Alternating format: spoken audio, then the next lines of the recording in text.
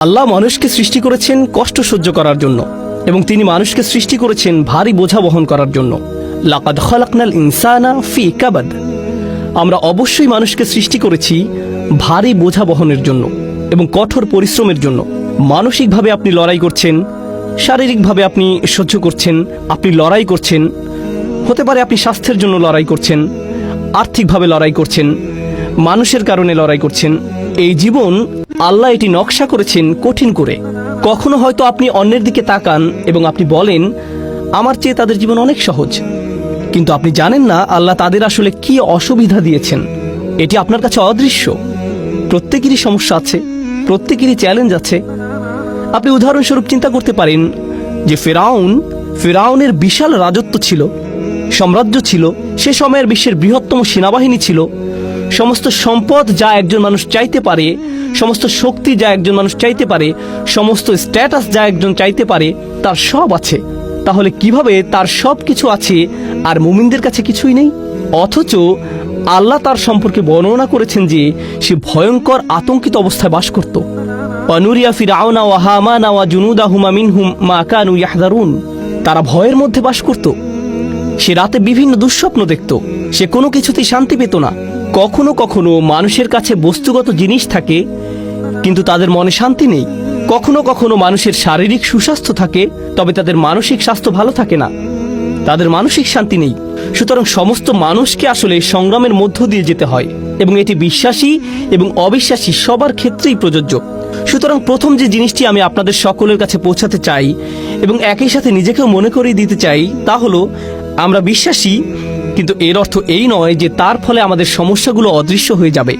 এটি এমন নয় যে আমি বিশ্বাসী তাই আমার কোনো দুঃখ থাকবে না, অথবা কারণ আমি বিশ্বাসী তাই আমি কোনো কিছু নিয়ে উদ্বেগ অনুভব করব না, আমার পারিবারিক সমস্যা হবে না, বা আমার আর্থিক সমস্যা হবে না, স্বাস্থ্যগত সমস্যা হবে না, বা অন্য যে কোনো কিছু।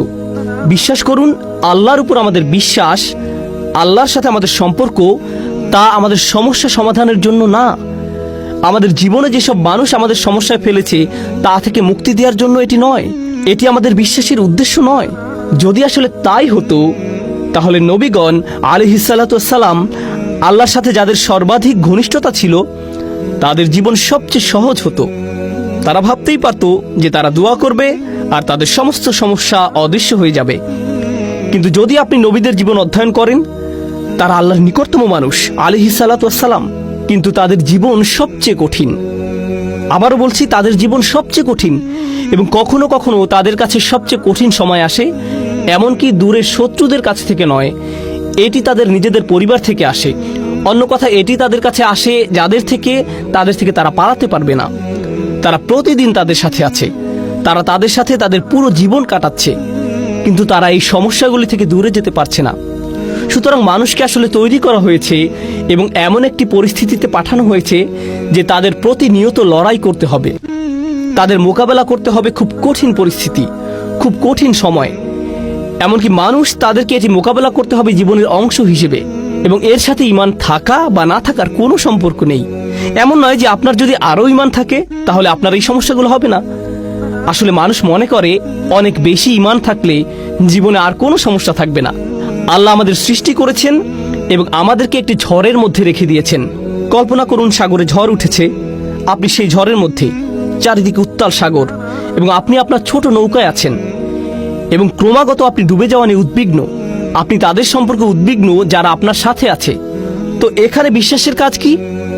এটি আপনাকে শক্তি দেয় এবং এটি আপনাকে ঝড়ের মধ্য দিয়ে যাওয়ার ক্ষমতা দেয়, পথ চলতে নির্দেশনা দেয়। এর অর্থ এই নয় যে আপনি ভিজে যাবেন না, এর অর্থ এই নয় যে কখনো কখনো নৌকা প্রায় ডুবে যাবে না, তবে আপনার এখন এর মধ্যে দিয়ে যাওয়ার ক্ষমতা রয়েছে এবং ঝড় থেকে বাঁচার ক্ষমতা রয়েছে। দেখলেন তো, এটাই আমাদের বিশ্বাসের উদ্দেশ্য। এটা সমস্যা থেকে মুক্তি পাওয়ার জন্য নয়, বরং আসলে আমাদের শক্তিশালী করার জন্য, যাতে আমরা সমস্যার মধ্য দিয়ে যেতে পারি। সালামু আলাইকুম, আমি নোমান আলী খানের বাংলা ডাবিং করি। আপনারা এই চ্যানেলটি সাবস্ক্রাইব করে রাখুন। নতুন আপডেট পেতে বেল বাটন প্রেস করুন আর আমাদের ভিডিওগুলো প্রিয়জনদের সাথে শেয়ার করুন। জাযাকাল্লাহু খাইরান।